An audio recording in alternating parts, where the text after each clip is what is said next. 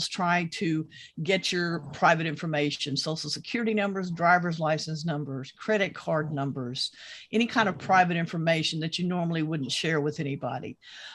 These emails are very easy for them to set up and use. They use different websites, and it's difficult for law enforcement to keep up with all of these phishing emails because websites are so easy. It's so easy for the criminals to change the websites randomly. So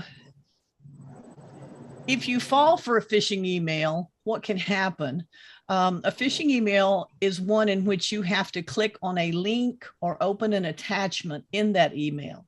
If you're just looking at the email, nothing's going to happen. But if there's an attachment or a link within that email that you click on, that's when you could possibly fall victim to a phishing email. You can get your login information compromised. Sometimes people can steal your password and your email address. The data on your computer can be compromised. Sometimes criminals, it opens what's called a backdoor for hackers to get into your network where they can look at all of the files on your computer in your home network. And or ransomware could be planted on your computer.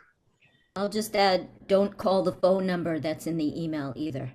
Now, we're going to talk about that too. Criminals, keep in mind, criminals are always one step ahead of us. So here's an example of a phishing email. This actually came from a friend of mine, and this is what the email said, the majority of it. This is the last chance to log in and regain access to your Amazon.com, I'm assuming Amazon account. It's got some weird notice number here. And then it's got the Amazon logo, looks real.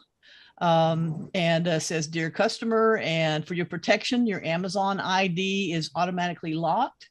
And right below here, I didn't include it, but there was actually a link to click on that would take you to a page that looked just like Amazon and asking you to confirm your credit card information and other stuff like that, login information and everything else. There's also a phone number down there that you could call. So here's the signs that are red flags in this email right here. Words like last chance or any other time limit that you have in order to act on whatever they're trying to get you to do. It's kind of like a high pressure sales tactic. That's a red flag. So here's your first red flag right here when it says last chance. Okay, any misspellings in the subject line? This isn't a misspelling, but look at this different font that got tossed in here. This looks like someone probably copy and pasted something into an email, and one of the fonts didn't transfer correctly, so they just went in and typed in an N or something, and it didn't match the other fonts. So that's also another red flag. Strange reference numbers. Now, reference numbers can be strange anyway, but this is notice number, blah, blah, blah here, kind of a weird thing. So strange reference numbers is another red flag. And it will always reference your account being locked, or you're going to be charged for something or something like that. And it's going to have a link inside of it to ask you to click on. It's just interesting that reference number, because there are some help desk ticket programs that actually generate numbers, legit numbers like that. So your case number might really look like that. So exactly. And that's probably why the criminals use that, because it does look like something familiar that you may have had as a ticket number from a legitimate corporation or company that maybe you had done some work with. So those are some of the big old red flags that are in this email right here. And what happened to the friend of mine who was not very knowledgeable about phishing emails, she actually clicked on the link that was inside here, and it took her to a site that looked just like Amazon. And on down in this email, it actually had, we need you to verify your credit card information that ends in the last 4 digits of XYZ. And it was actually the last 4 digits of her credit card number. So she thought, okay, this is really Amazon. And she went to the website by clicking on the link inside the email and completed all the info, put in her her credit card number again. And when it asked for that CCV number, that 3-digit number on the back, that's when she stopped and thought, I know I'm not supposed to give that number to anybody unless I'm ordering something. So maybe this isn't legit. So she backed out of everything. And then she contacted me and I said, yes, it's a scam. You might want to go ahead and call your bank though, just to be sure, because it was actually her debit card that was attached to her Amazon account. Remember when I got caught? And so that's what happened. And she didn't lose any money or anything, but her bank told her that they needed to go ahead and have her destroy that debit card so they could send her another. So for 3 or 4 days, she was without access to her bank account. Go ahead, Merle. May I ask the question, Cindy? May I ask the question? Yes. Okay. Now, what about when you see that? Well, what I would do, I just click on delete. Is that all right? Sure. I just absolutely delete it out. Mm-hmm. I just delete it. Mm-hmm. So when Don't I do anything with it. Is that the right thing to do? That's the best thing to do. Just don't have any interactions with it. Just get rid of it. Just delete it right there and delete it. Okay, thank you. Right. Thank you.